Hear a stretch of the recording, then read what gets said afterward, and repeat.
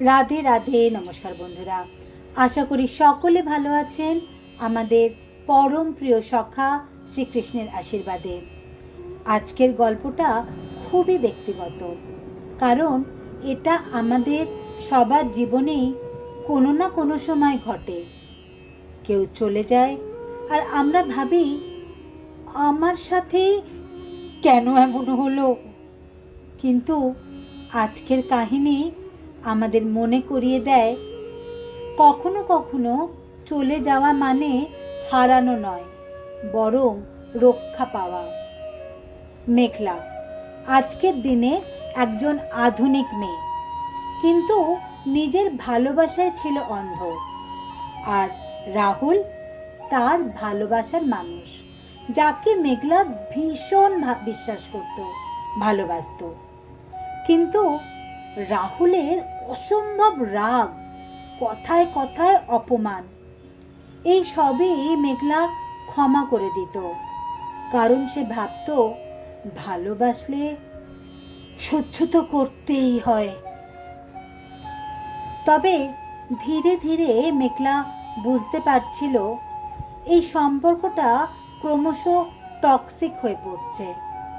এই সম্পর্কে সে নিজেকে হারিয়ে ফেলছে। মনে মনে খুব কষ্ট হতো, কান্নাও পেত, কিন্তু কিন্তু রাহুলকে ছেড়ে যেতে পারতো না। মেঘলা ভাবতো রাহুল যদি চলে যায় আমি আমি একেবারে ভেঙে পড়ে যাব। একদিন রাহুল হঠাৎ করে তাকে জানালো,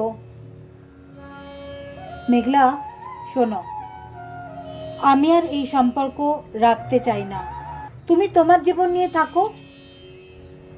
আর একটা শব্দ না বলে রাহুল চলে গেল।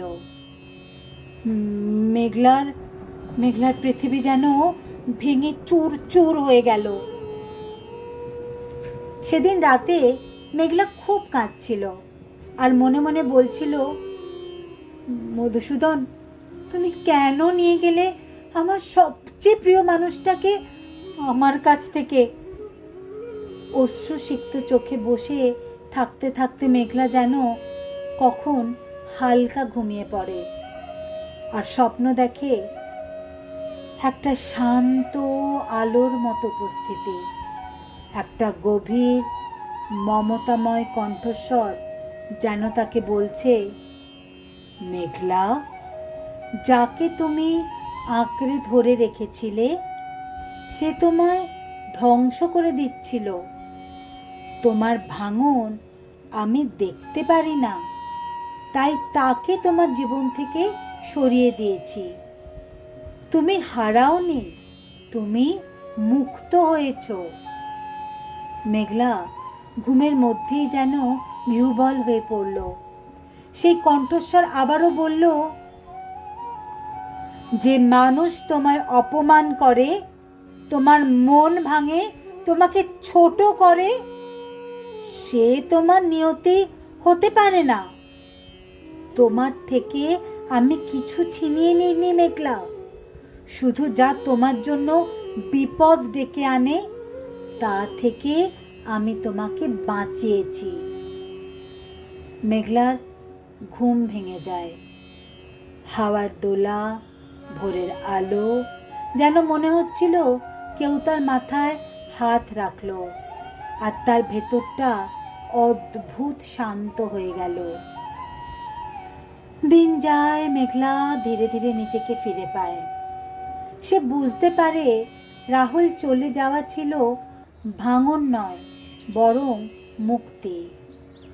কয়েক মাস পর একদিন মেঘলা জানতে পারল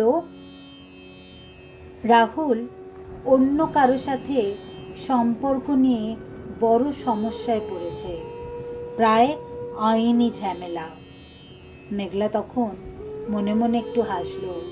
এবার সে সত্যিই বুঝল, যারা চলে যায় সবাই হয়তো খারাপ নয়, কিন্তু অনেকেই আমাদের গল্পে থাকার মতো নয়।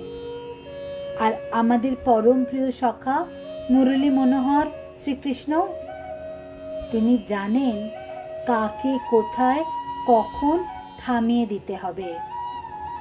তাই বন্ধুরা, কখনো কেউ চলে গেলে ভেঙে পড়বেন না। শ্রীকৃষ্ণ কখনো আপনার জীবন থেকে কাউকে সরিয়ে দেন না, যদি না সেই মানুষ আপনার ভবিষ্যৎ, আপনার শান্তি, আপনার আত্মবিশ্বাস, আত্মসম্মান নষ্ট করতে চায়।